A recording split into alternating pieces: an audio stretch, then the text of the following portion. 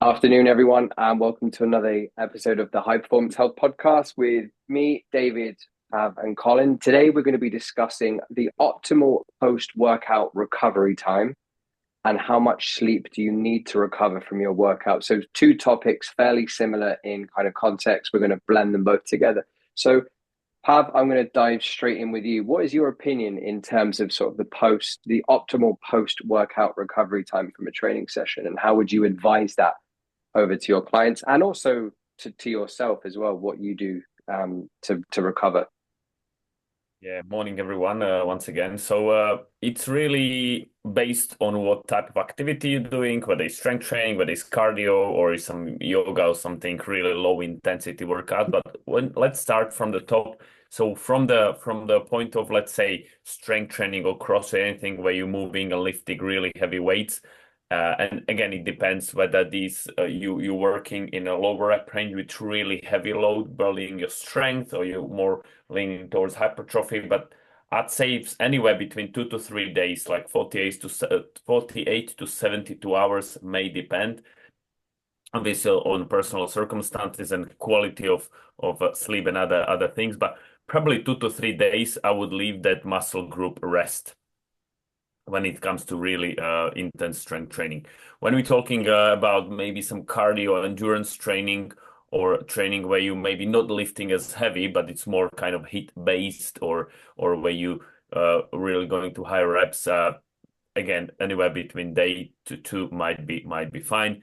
And yoga, stretching, things like that, but they are really low impact, low intensity. I think, in personal opinion, it's good to go day by day by day by day.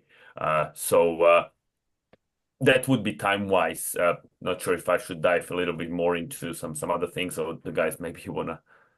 I've got kind of a topic I just want to branch off from something you just said there, Colin. I've got a question for you. Now, this is a really interesting one for me, and it's something that I kind of always find the hardest part of prescribing a training program to somebody. Let's say you've got a relative newbie that you're working with. When it comes to have touched there on, recovery in between training sessions.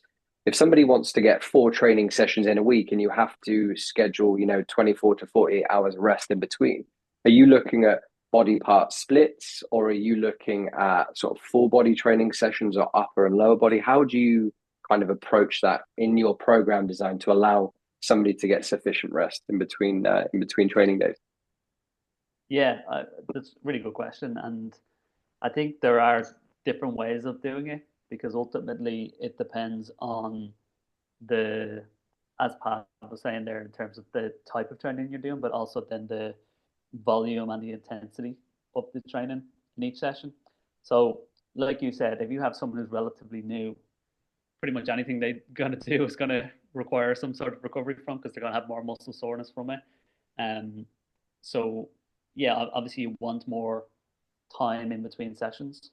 So if you were to program someone who's doing 4 days a week, maybe you would do an upper lower so that way the upper has time to rest before it comes back to doing the upper again, even though you could train 24 hours later and do lower body.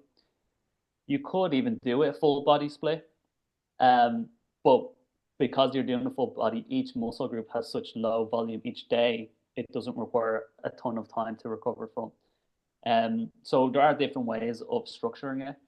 Um, Ultimately, when it comes down to it, a lot of the time for most of us who are not, you know, elite athletes, it's more so what's going to be most practical and fit within our lifestyle and what way I'm going to actually fit it into my week.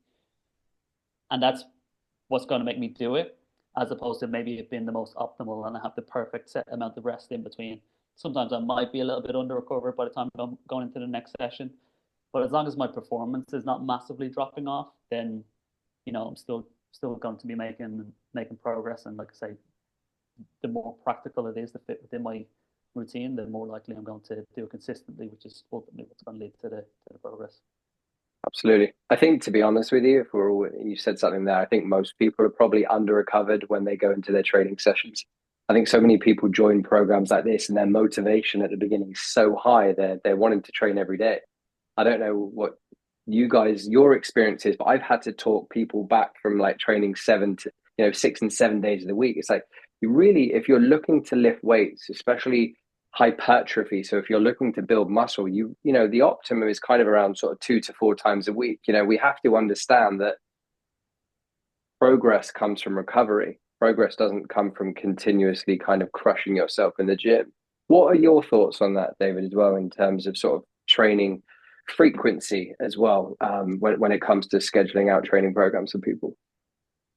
Yeah, I think there's got to be an element of kind of trial and error and seeing how the body adapts as well. Everyone's slightly different, and every exercise people adapt differently, and that's why I personally don't like to put rigid recovery structures into a program, because you've got to kind of listen to your body and how it reacts, and then put the recovery in. So you've got to sort of, see how the body's going with that. But yeah, as already mentioned, there's definitely different types of activity that will usually elicit more muscle soreness, high anaerobic training as well. I know we talk about resistance, but them high intense bursts, they take a longer time to recover as well. But things like the yoga, Pilates, the slow aerobic training, you can tend to recover quicker. I personally, with new people, I tend to do full body and just see how their body reacts to it. Then I can kind of gauge about what parts of their body maybe need a little bit more time. And then you can kind of start to build a picture. So my first phase of training with someone new is usually a little bit of, okay, we're going to see how we go with some full bodies. We're not going to put too much kind of, rigid structure of recovery in. We'll see what happens and then we'll go from there. Yeah, I couldn't agree with you more, actually. I'm a big full body guy. Full body 3 to 4 times a week kind of is my jam. And it also makes sure that people aren't consistently missing the same body part per week as well if they're not showing up to every training session. I think a really good way to look at it as well is kind of the sets times reps times load equation as well. Like if you've got 5 sets of 5 reps and you're lifting 200 pounds, let's say, for example, that total workload is 5,000 pounds. But if you double that, and if you do 5 sets times 5 reps times 400 pounds, the rep and sets is the same, but all of a sudden you've doubled that load to 10,000 pounds worth of physical weight that you've actually shifted. You're always going to, some people would look at that and go, well, I've still done the same amount of sets and reps. Therefore, the recovery period should be the same. But actually, you couldn't be more wrong. You almost need to double the recovery time. Other factors that kind of affect recovery. Let's start with you. Kind of dive into that. You touched upon a couple of things just earlier on. So, other factors that affect recovery. In terms of, I'm not too sure what you're asking now. Age being one of them. The difference of 21-year-old Pav versus obviously the advanced of how skilled the lifters are, or clients are, whether the beginners, and in my opinion, many people also not working out till literally failing till really to exhaustion. So for some individuals who really just do those 10 reps, 3 sets or so on, done and dusted, they go home, they don't even maybe feel as tired as someone who really push same 10 reps but with different weights and going really close to failure. So that could definitely impact the recovery time. Although obviously we need more time to recover. It's not like where kids or my son train every single day and he still runs around the house. So it's different obviously with the age. And obviously sleep, stress, environment people working on, all these things can have impact, like environmental things. And nutrition, obviously, hydration, nutrition, what they eat, how much they eat, when they eat, actually. Many people, trying to fast before, fast after, and trying to cut and squeeze calories into maybe as least meals as possible, whilst the best window where the muscles are literally taking most of growth, strength, recovery, it's probably somewhere between 2 to 3 hours up to 2 to 3 hours after the workout. So this is probably the best time to get really nutritious food, some good carbohydrates that helps to recover. Obviously, proteins to support muscle growth and recovery, and all these things. And hydration, electrolytes, and all these things has a massive impact on whether and how we recover. Absolutely. Going back to electrolytes, David, you mentioned there about, anaerobic training sessions and recovery with that and, periods of time. What kind of times would you frequency would you recommend somebody recovers during sort of anaerobic training sessions? And what should their post workout recovery look like as well? You're damaging a lot of muscle tissue. Research has proved this conclusively that after about an hour, if you don't take, and they've done this with what we call fractional synthesis rates of what your damage of your muscle breakdown. If you don't take food within an hour and 15 minutes of post exercise, you won't adapt the same as what you would if you take it quite quickly after. That's proven, that's not up for debate. So what I was always told at the Olympic Committee is that you have to take it as soon as you plausibly can. Now, the problem with anaerobic training, though, is that you don't feel like eating afterwards. You feel a bit sick, and you've got the waste products of, anaerobic lactic acid. Your pH drops. So it's one of them exercises you don't feel like taking food on. But the moment you sort of cool down, you recover, you maybe, you do your post stretch, you've got to start thinking about food. You can't leave it for 3 4 hours. And that's the problem that a lot of people do. Sometimes their sugar levels drop massively low after training. They feel even worse. And then their recovery is kind of been compromised because they haven't eaten to get their sugar levels back up and begin them fractional synthesis rates that's been shown clearly on graphic displays of people when they've done intramuscular sort of type synthesis in muscle, in working muscle. And this is across the board. It's not just athletes. This is the general population, everyone. If you don't eat pretty quick after training, you're not going to recover as well. Especially if you train pretty soon after the second session as well, has an even more detrimental effect. So if you're someone who maybe does an exercise session in the morning and then you're planning to do maybe something light in the evening as well, if that first session you don't eat until sort of lunchtime and there's about a 3 hour gap, you're going to really feel it that evening session. And that's when then timing becomes very important with nutrition as well. And just for everybody listening to this, give me some examples of anaerobic exercise, just so everybody knows what we're all talking about. David. Anaerobic exercise, sorry. So anaerobic exercise would be something like 400-500s on a rower, really high intense, where you're not using your oxygen supply as much. You're going really fast out, and you're getting you're going into anaerobic respiration, as we call it, where your body can't get enough oxygen in to provide it with enough fuel to keep going, and you have to start relying on another respiration, which is not using oxygen. So you're basically, high intense. You're running out of energy very quickly. 400-meter reps on a running track, sprints, quick recoveries, things like that. The ones that make you feel really sick, a sled is a really good one as well, a good example, because you do a sled run or prowler, as we sometimes call it. You do like 10 meters, 15 meters really hard, and you feel absolutely dreadful. And that's because you haven't got enough oxygen to do the workload. So it becomes not aerobic, it's anaerobic. So that's what it is. Awesome. I think we have one in 2 days in a challenge as well, burpees. Yeah, thinking, the challenge is a good example. That burpee one probably is a good example of what you go when you go bang anaerobic. You can't get the oxygen in and you just feel terrible. Oh, Horrible training, sort of what we used to do with 800-meter running type absolutely. stuff.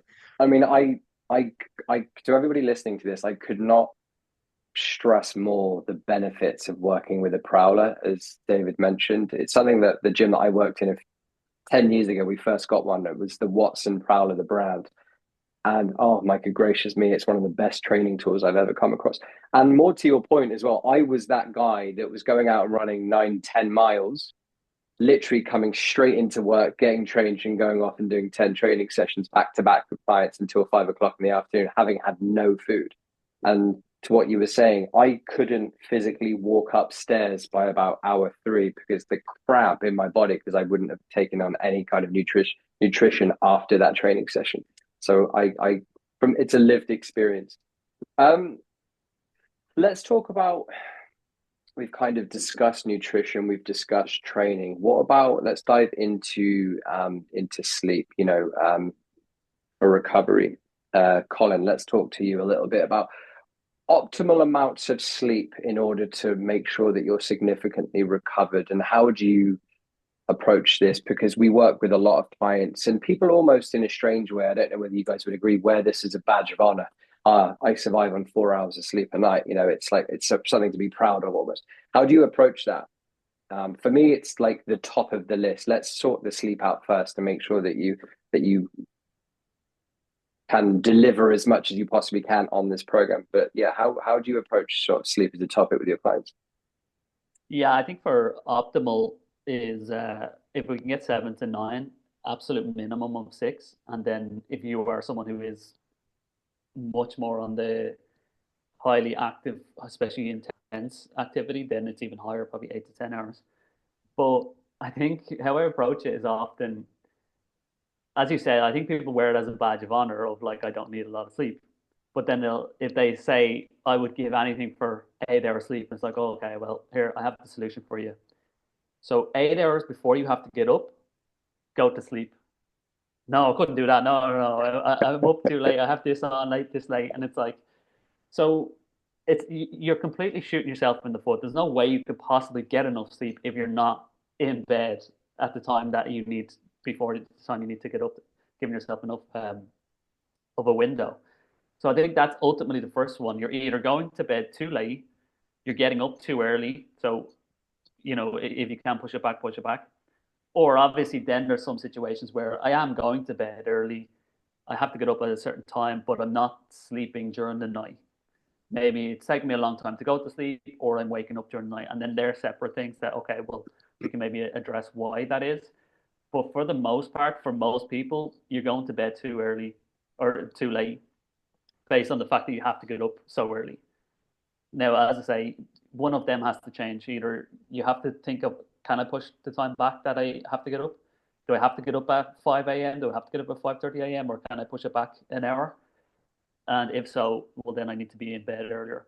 And obviously, then there's ways of figuring out, okay, well, how can we get into a better routine to make sure that I am going to bed at that time, or winding down in the evening or whatever. But ultimately, that's the beginning. I think most people know that, so it's not a shock. I think when you say that's the solution, as opposed to, here, I have this magic supplement that's suddenly going to fix all your problems on 4 hours sleep. Absolutely. And I think the one I always talk about sort of personal experiences, but people join this program looking to change. However, so often they aren't actually willing to change the things they need to change in order to change.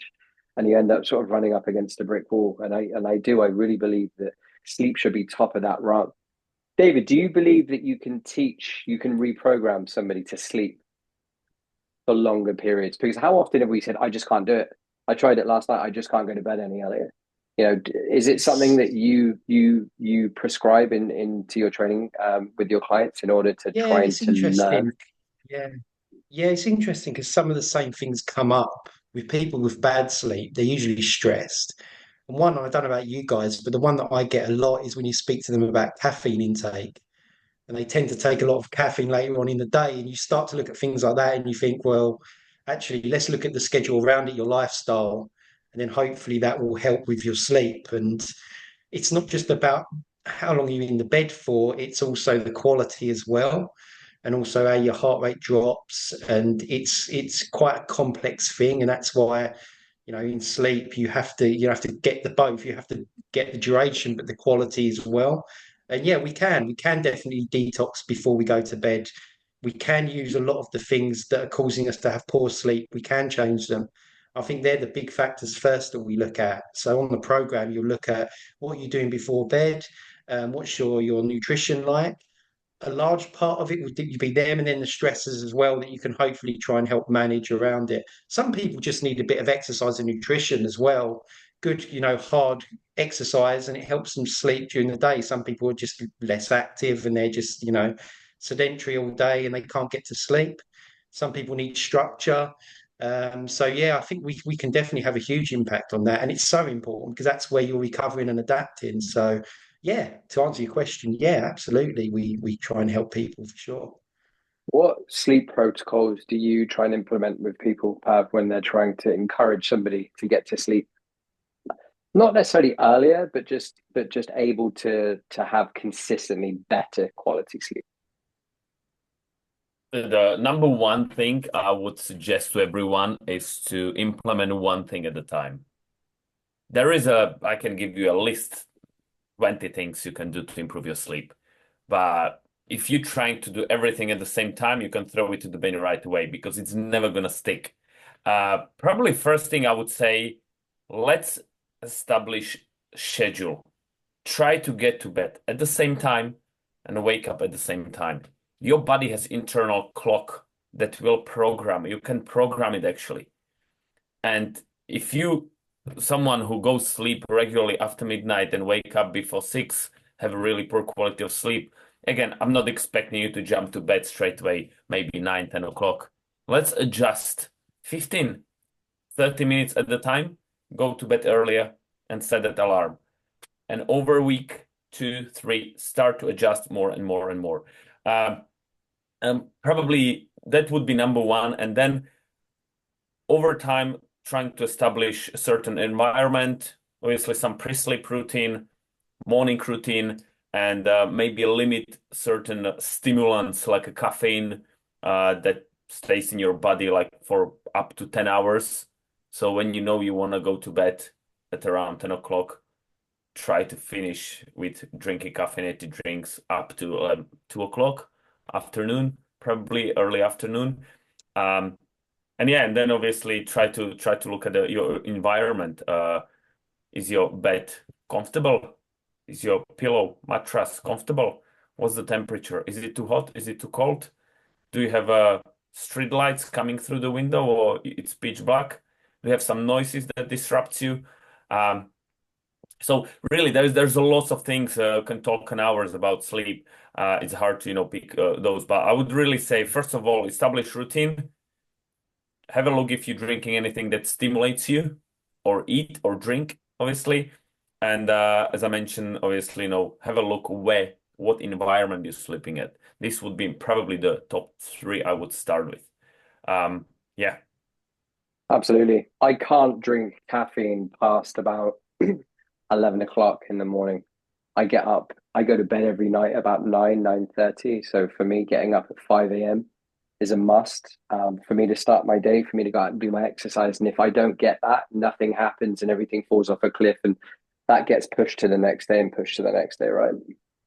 And I like to drink coffee. I like tea, but I made a little hack. If I feel like 5, 6, sometimes even 7 p.m. I just want to have a cup of tea, a cup of coffee, decaffeinated tea, decaffeinated coffee, tiny splash of milk in it. And sometimes it's literally even when I'm hungry, I have a black coffee, decaffeinated with tiny splash of milk, so I make it white. And it just really fulfill me. And we're talking calorie close to zero, yeah. Splash of milk, we're talking probably less than ounce of milk or something like that. So it's really there are ways, just as you mentioned, if we do what we always done, we will be where we always were. So change is necessary in order to get to different place, to become someone else, to achieve different results. Absolutely. Yeah, And I think it's we, good. It's sorry, James. Just going to say no, with the no, go caffeine for as it. well, because it's such a bad one for sleep. Not for one reason, it's a nerve stimulator, but it also is a diuretic as well. It makes you want to go to the toilet in the night, and so many people can relate to it. So what Pav said so right. If we can just make something decaf, it's still you're getting the same benefit, but same as alcohol. Some people like the feeling of just something nice and cold, like a cold can of something. If it's non-alcoholic, you may still be able to put that in your schedule. And it's there's little tweaks you can make that's quite easy that can still fit with that structure. So the caffeine is a real good one though for sleep. So got to try and eradicate that, I think. Sorry, James. Absolutely. No, no, just jumping on the back of that as well, with what Pav said there.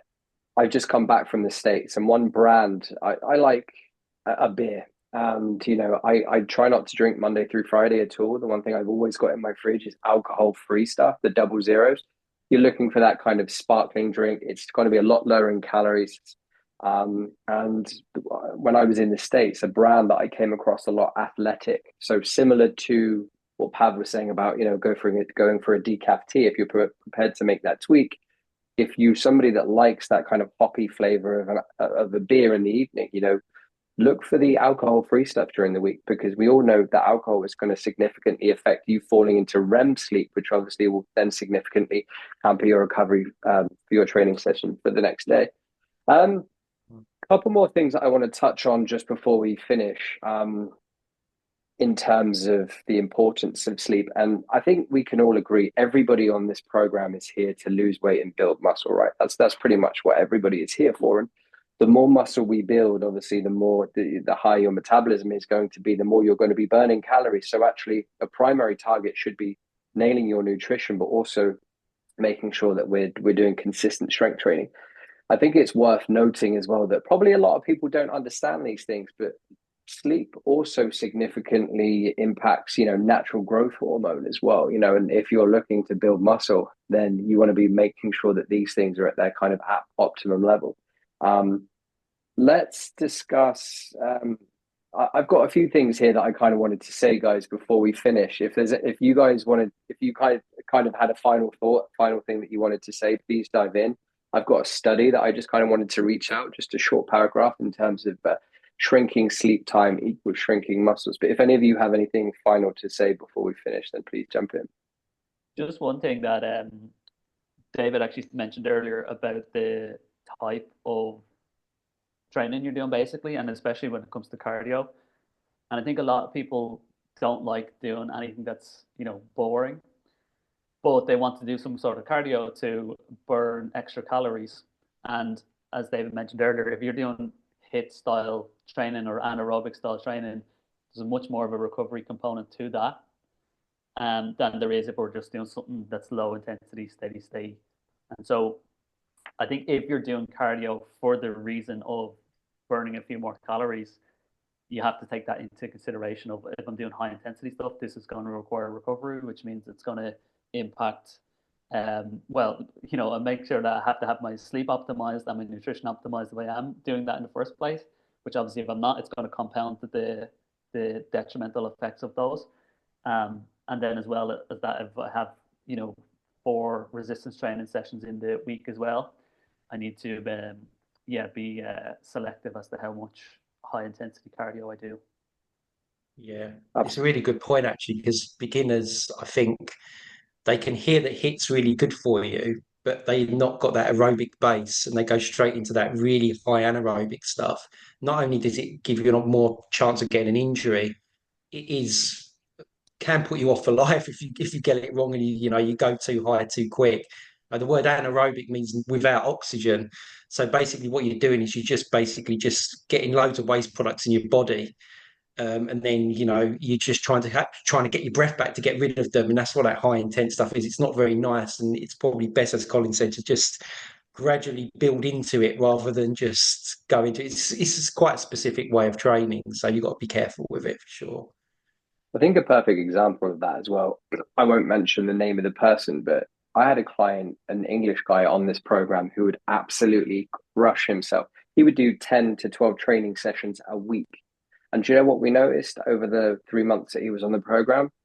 His body weight went up and his body fat went up. And David actually met him. He could not understand why, but his central nervous system was so fried. He was so unable to recover. He was training twice, sometimes maybe 3 times a day. And, that's a perfect example of, the principle of overtraining and making sure that actually you only really need to be doing this stuff 3 or 4 times a week. I think if weight loss is your primary goal and that's what you're looking to achieve, as long as you're nailing your nutrition, the exercise should just really be there to make you feel good. And it should be something that you enjoy. And it's something that you can go out and it's good for your mental health. It's good to improve mobility, flexibility, to build some muscle, to aesthetically look better, to have more energy at the end of the day. But also don't feel guilty that you can't actually just come home in the evening and just put your feet up and recover, because progress comes from recovery. And if you aren't getting sufficient recovery, then you're hampering all the hard work that you're putting in. Yeah. Well, awesome. Guys, really enjoyed that today. Any final things that any of you wanted to say just before we finish? Just really, guys, think of a sleep like number one recovery rockstar. It's Recovery really rockstar. unique form of deep recovery that's probably the most important. And looking for certain hacks, tricks, supplements, you're wasting money and time if you're not sleeping enough. Absolutely. Awesome. Really enjoyed that today, guys. Thanks so much. And I will see you all next week. Thanks for listening, everyone. Take care. Bye-bye. Cheers, guys. Bye-bye.